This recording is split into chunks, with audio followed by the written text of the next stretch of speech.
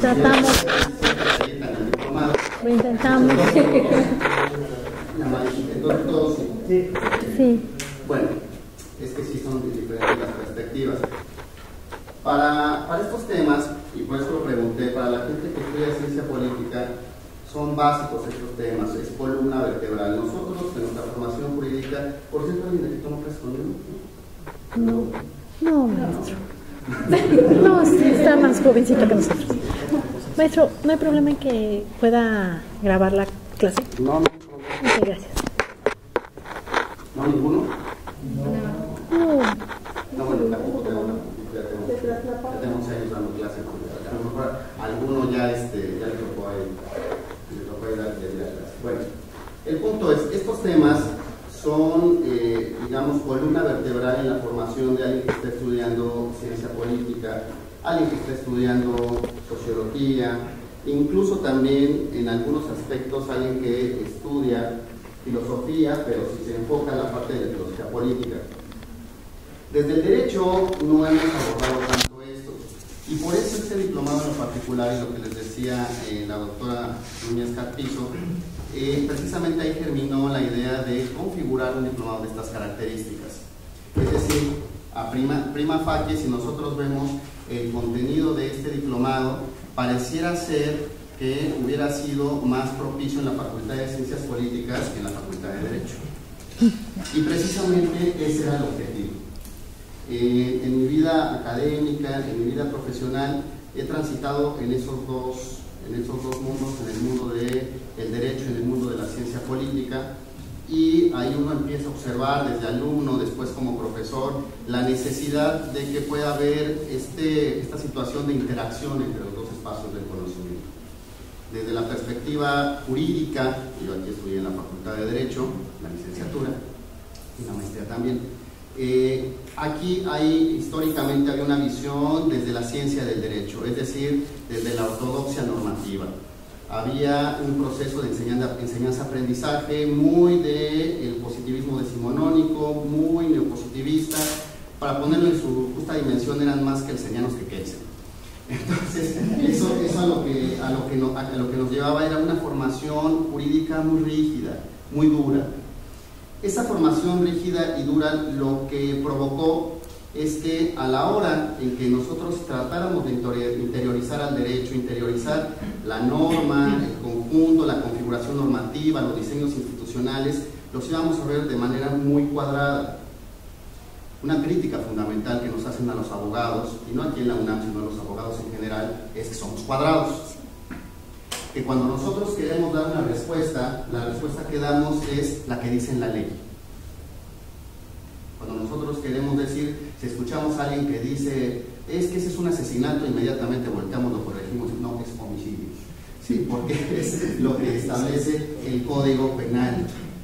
Y si nosotros vemos a alguien, ¿sí?, que vive arrejuntado, le decimos, no, eso no se llama arrejunte. Eso se llama concubinato. ¿Sí? Somos muy precisos. Y evidentemente empezamos a utilizar una jerga desde la ciencia jurídica que se vuelve no especializada, sino hiperespecializada, que probablemente nada más los que estamos en el medio nos empezamos a entender, y es un coto vedado para personas que están fuera de estas disciplinas. ¿Esto qué ha traído como consecuencia? Pues lo que ha traído como consecuencia, y si me preguntan, los fundamentales, tiene que ver con que si el derecho fuera una situación que nosotros pudiéramos observar en un laboratorio, si las manifestaciones sociales se circunscribieran única e irrestrictamente, ¿sí?, frente a un microscopio, frente a un tubo de ensayo, nosotros lo que pudiéramos decir es, bueno, pues ahí no pasará mayores. El problema con las ciencias sociales es que la parte empírica, la parte en la cual nosotros realmente vamos a operar las cosas, o vamos a observar cómo operan las cosas, es en la sociedad. Y entonces, cuando es en la sociedad, pues se vuelve un poco diferente a que solo sea el conocimiento de unos cuantos. ¿Por qué? Porque al final del día, lejos de que nosotros estemos a punto de ser licenciados en Derecho o no, prácticamente desde nonatos, si lo quieren ver así, o desde que llegamos a este mundo, estamos conviviendo y coexistiendo con cuestiones de orden normativo. Entonces, ahí está el problema. El problema es que el derecho, ¿sí?, no es un espacio de oportunidad solo para el jurista, sino es para todos los seres humanos. De una u otra manera nosotros tenemos roces con el derecho. Todo el tiempo, en todo momento. No nos damos cuenta a veces, pasamos inadvertidas estas situaciones, pero está ahí presente. Entonces, si nosotros creemos esta perspectiva, le hacemos caso a lo que les estoy comentando, pues ¿qué creen?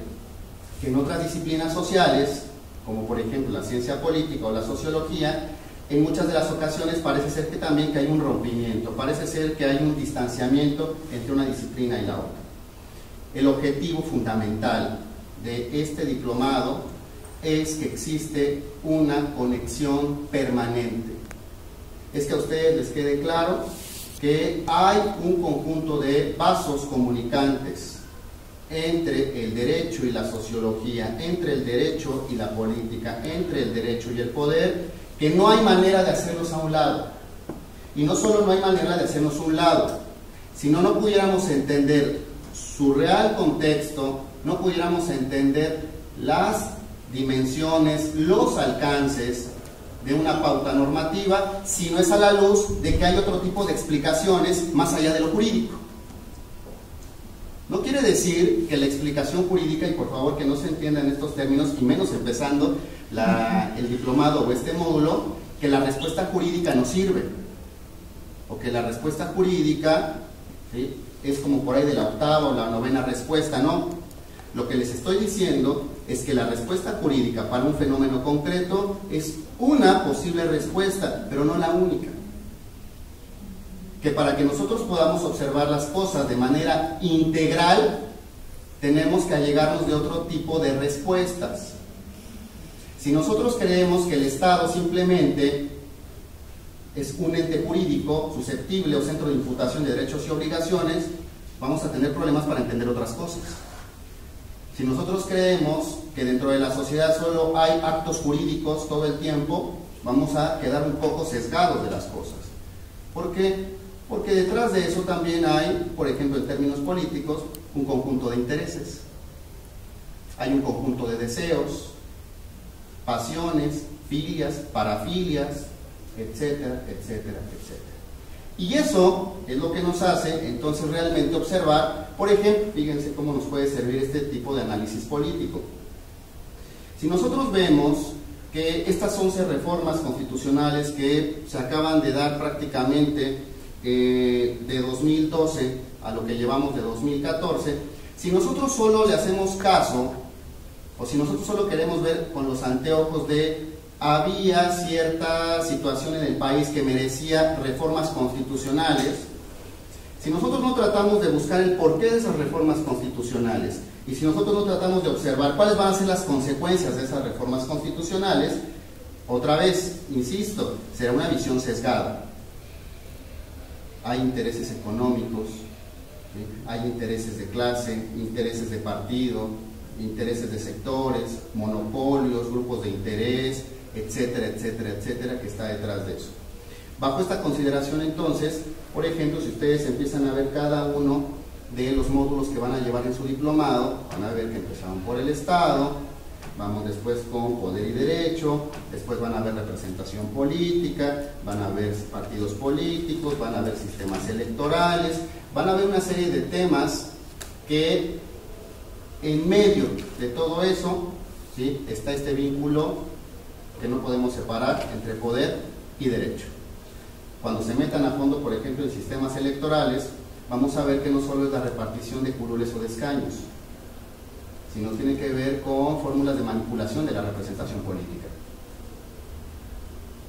Por ejemplo, ahorita, por ponerles un ejemplo, sin entrar en ese módulo que a mí no me corresponde, pero es que no puedo evitarlo, voy a estar tocando otros para poder explicar algunos de los temas. Hay una propuesta que ahorita está en la mesa política que tiene que ver con una posible consulta